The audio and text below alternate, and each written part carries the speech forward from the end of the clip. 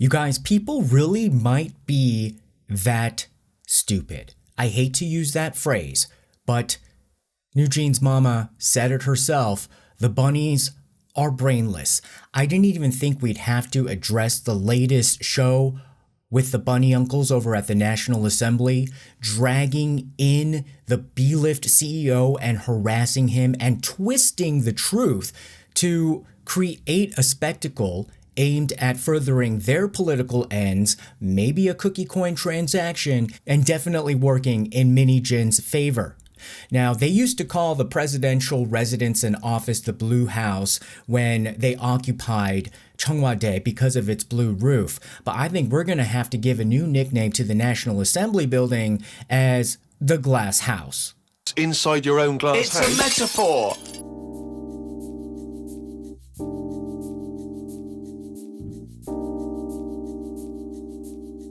At the core of this is a statement and an assertion that is so egregious that you have to think it's true, because no rational person would be that manipulative and bold about it. But let me tell you, in the National Assembly, if it works, it works. And the biggest lie that the devil was able to really get invented that works so well and is taught across the Jezebel Institute of Treachery, the JIT, is the statement that nobody's that evil. So that is the best lie that the devil has ever invented, because it allows support for the devil to come from people who think they're being so magnanimous and generous and thinking the best of people. Think about it. If there is somebody you know is just manipulating the crap out of a situation in your own life, nobody sees it yet. The reason why it takes even longer for people to see the truth are all the Pollyannas who are trying to virtue hoard and say like, oh, well, nobody could be that evil. Nobody could be that crazy. Well, that is sort of what's going on with this National Assembly harassment and bullying of the B-Lift CEO, and he has a dual title, B-Lift CEO, Hybe COO, Kim Tae-ho. He was dragged into the National Assembly for the audit from the Ministry of Culture, Sports, and Tourism. So about once a year, there's generally an audit that all the government agencies do, but I always thought it was definitely more of an audit of government-related industries, or basically you have to be somewhat affiliated with the government or totally with the government. I don't know exactly why they're hauling in the B-Lift Lab CEO, but it's sort of like under the auspices that there's something legal that B-Lift is infringing upon, so that's why they want to do this questioning. And so in this questioning, one of the attacks that they brought up was an internal document, which, first of all, internal document, didn't they always say like, like clutching their pearls, like how could you release the information from internal documents or internal conversations? You know, Min Hee-jin's the first one to say, like, after she's blasted all of her internal messages, to say, how could you use these internal messages against me? Remember, from narcissists, every accusation is a confession. And so they used this document called the Weekly Music Industry Report. It's issued weekly to C-level executives at Hybe and all of the affiliate labels. It's a weekly report. It's an internal report. This is a report that happens all the time, and it includes what's going on the internet. What kind of trash talk are people typing on their keyboards as keyboard warriors that affect our artists? Essentially, what kind of hate is coming at our artists, and do we have to respond? So when you are monitoring the situation, and that's what the document was for, to monitor the hate comments that are coming at their artists from the internet and socials, where you have to monitor it because you're not going to knee-jerk respond to everything. So you monitor it and then you can gauge it, and it's a responsible way to manage a huge music conglomerate or any kind of industry these days, you gotta monitor what people are saying about you online and then make a rational choice based on the monitoring of the situation, whether it's actually something that you need to address to protect your artists. All of this stuff is supposed to be good. All of this stuff is supposed to be good management practices. And yet, how did these politicians reverse this and try to twist it to their advantage? They said, this document says crap about your own artist. How could you call your artist blah, blah, blah, blah, blah? I mean, some of it had to do with physical appearances and whether they look like they've done too much plastic surgery, you know, like stuff that people on the internet, especially haters, say about celebrities. But they actually boldly said, like, why are you guys saying this about the artists? Or also try to imply that these are statements by the executives or people within Hybe themselves about their own artists, which is completely the opposite. And most people would think that they can't be that bold. Like, you can't twist the truth that much. Oh yes, honey, yes. They are twisting it into knots that not even Sakura and her knitting skills can untangle, okay? So they kept railing the CEO of BLIF Lab on this, and I think he was shocked. And most CEOs, when they come in for questioning like this, they're really shocked because they're not used to people like these politicians.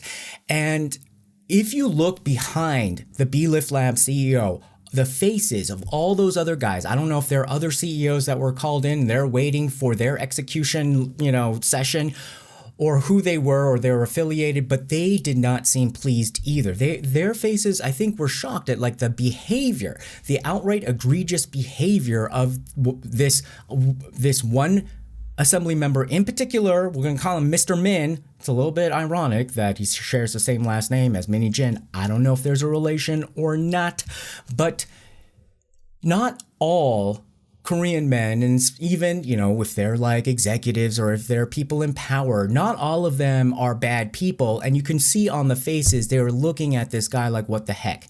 Now, the National Assembly politicians, not all of them, but a lot of them, they haven't lived in the real world for such a long time, and their status as a National Assembly politician gives them a carte blanche and a free pass for a lot of behavior that other people can't get away with, and they become used to it. And you can see on the faces of these other men, they're just like, oh, heck no, or disgust, or that one over there was looking like, you know what? I'm gonna beat him up myself. Because this kind of behavior was so egregious and an abuse of power. It really starts to then take Korea back to the dictatorship days or fascist days or oligarchical days. Like, it really starts to blend the line of how far along, it's Korea go. It's not a straight path. There's a lot of ups and downs. And in this glass house, there are a lot of rocks being thrown, and people don't even care if the window panes get cracked. Now, Hybe, while this was going on, was so upset, and I'm glad that they issued a public statement saying that, like, this is completely out of line. These are a compilation of online comments for monitoring purposes. We're going to take action against the leak, like wherever it came from. Then later on, these politicians, instead of apologizing for their mistake and their smearing Hybe and the executives and the purpose of this document, doubled down on their position and blamed Hybe for issuing a statement during a National Assembly audit, as if that's so bad. What happened to freedom of speech? As if it was so offensive to us that you would bring this up while this is going on. Manufacturing these points. Now, Hybe, again, I think they're trying to take it demure, mindful, a lot more demure and mindful than I would have ever done, because it sort of makes them look a little bit guilty, and you have to really trust that time eventually will reveal the truth. But honey, you can't always depend on time. You can't always depend on the public finding out the truth eventually to a point where it matters to your own well-being.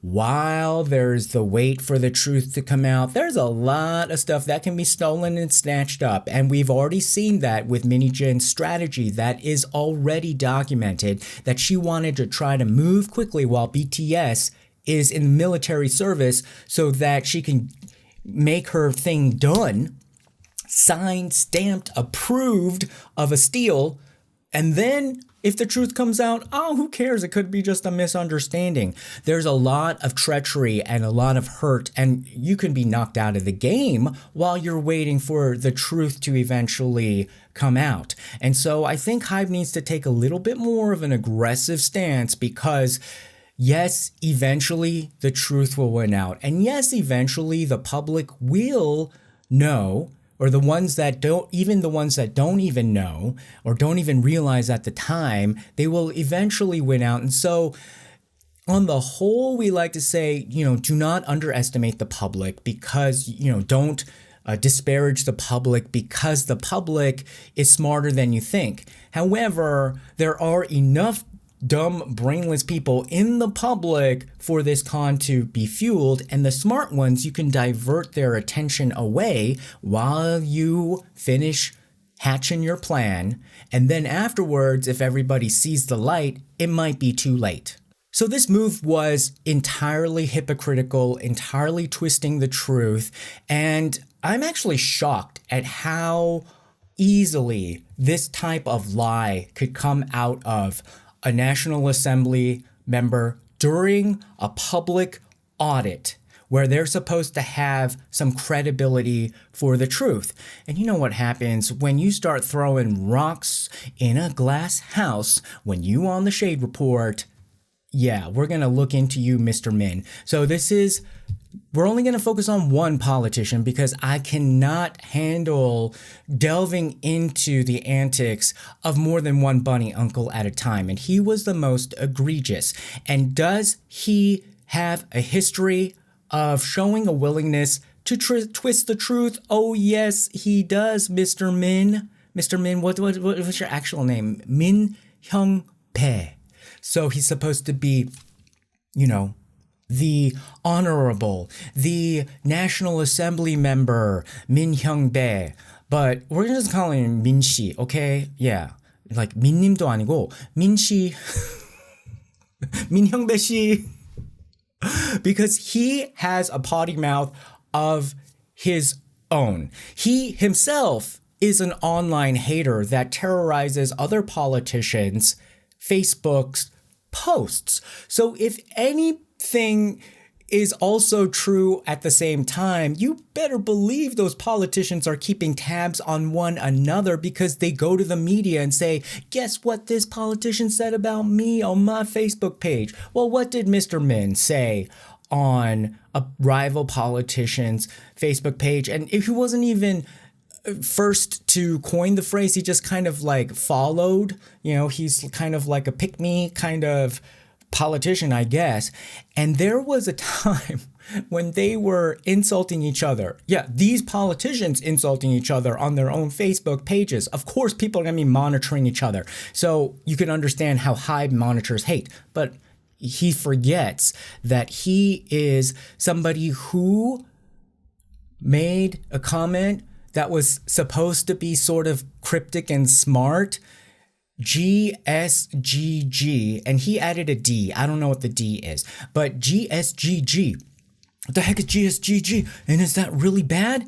Well, the online sleuths in Korea, they said that is a way for the politicians to leave a bullying comment that says 개새끼. Remember 개새끼, or I don't know if we went over this because there's been so many foul language and curse words that we've learned because of Min Hee-jin, and we didn't learn actually 개새끼. This is actually a good teachable moment. We did hear Min Hee-jin actually use the more advanced and newer version of this word. This is the OG word. Keseki means basically like a son of a SOB. So seki is a word for a baby and ke is dog. So like dog's baby. So you're just trying to call somebody an SOB. She used the word kejoshi, which is essentially being, if you're gonna be sexist against men, that's a way to say like, oh, like kind of like an old man, just a dog.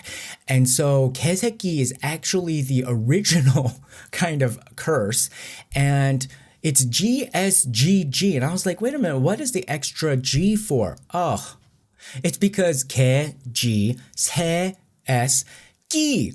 Because it's a double kyok for keseki. So that's why you need two G's, and that's basically keseki. And so they thought that, or they were trying to lie and kind of massage this and say something like that a government needs to service the general public or something. Like they made up excuses when they were called out on this, and they even deleted some of these comments before. But I'm still wondering what the extra D is, because he went a little bit further. He did, keseki D. So I don't know, maybe that means dog. Like maybe he's trying to be bilingual in this shade, you keseki dog.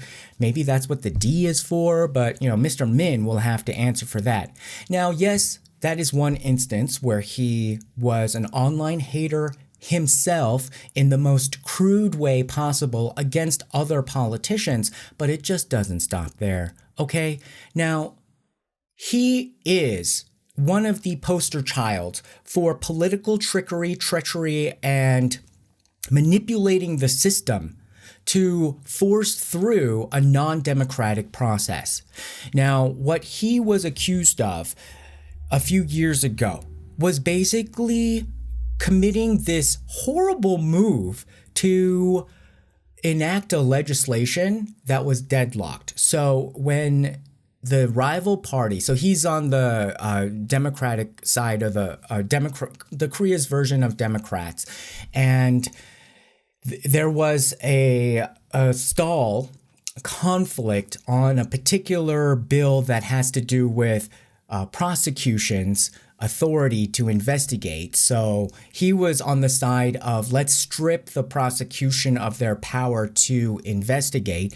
And this bill was stalled in the National Assembly. And apparently in that sort of situation, you can form a committee of 6 members.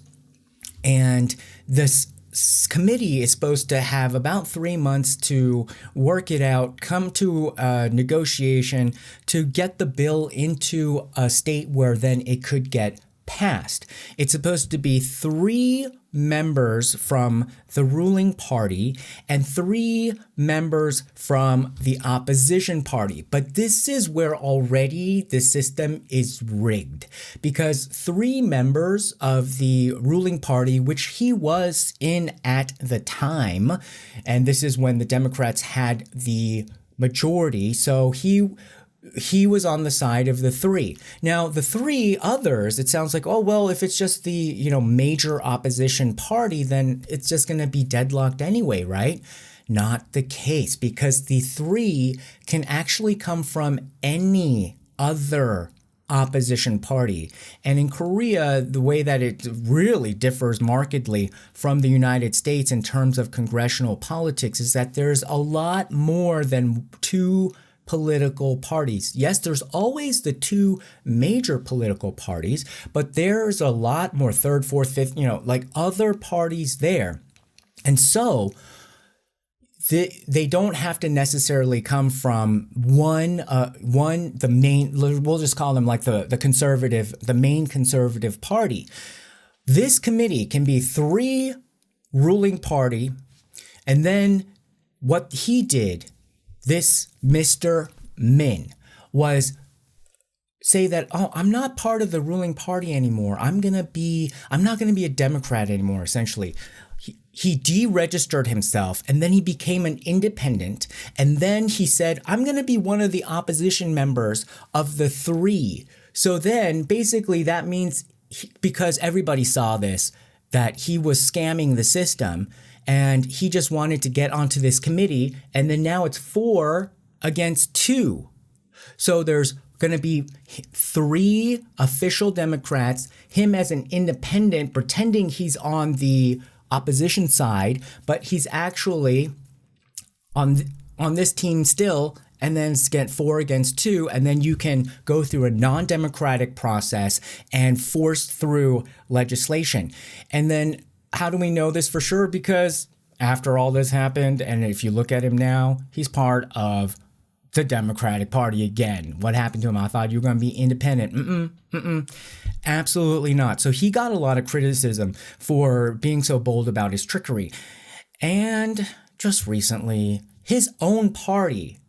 So this guy's a bunch of drama. Maybe even, I can see how he aligns to the cookiedom and, maybe even being a bunny uncle. His own party threw him this week or last week into the ethics committee because he was playing golf while he was supposed to be at work doing these investigations. So this dude is hated by his own party, being called out for going out to golf. I don't know what kind of drama he's trying to stir up. And so in lieu of all of that, he's trying to go after Hybe. He's trying to go after BLift. He's trying to paint Hybe and BLift as documenting, as saying, like as if Hybe is saying crap about their own artists, when from the document, like you can't lie about the document because the document is very black and white. It is a compilation of the hate messages that are out there, and any responsible company is going to document hate messages against them, just as they do in the National Assembly, documenting what other politicians are saying crap about you. So what? So if we go into his office and then we see his treasure trove of all the stuff that people have been saying against him, what? He's going to be accused. He has to accuse himself then of writing stuff against himself. Like maybe he's a self-hater. And then maybe we have to, probably keep an eye on him and see if he hates himself that much with all of these documented hate messages against him. Well, what are we going to do? Hybe is completely within its rights to monitor the internet to see what kind of negative comments people are making about their artists so that they can take the proper action at the proper time to protect their artists. And here he goes and his colleagues go saying like, oh, this kind of document violates your code of conduct, doesn't it? Like trying to pick up off of the attack that they were thwarted in by the Adore CEO, in terms of like they thought that they were going to be able to take Hybe's code of conduct and use it against them. And here they go again, trying again. The winter is coming up. If they throw way too many stones in their glass house, that's going to be one cold winter at the National Assembly. They better watch out.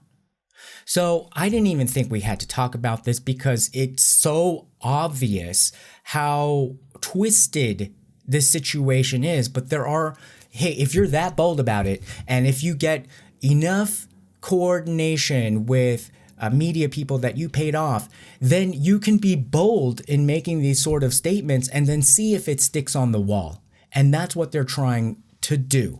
And if people fall for it, then that is just a sad state of people's critical thinking skills. But on the other hand, it does explain why Min Hee-jin wouldn't give up, why Min Hee-jin would not spend a lot of this money to manipulate public opinion, because it actually works. It can't work forever, but it might work long enough for you to finish your scam and get it sealed and approved, even with government help and authority. And that's the scary part of people like this, people who operate in the world with a degree from the Jezebel Institute of Treachery that they are going to destroy all of the hard work that other people have made, steal it for themselves, and then if you just look at what happens after they grab whatever they wanted to grab, within a few years, it's just crumbled and decayed.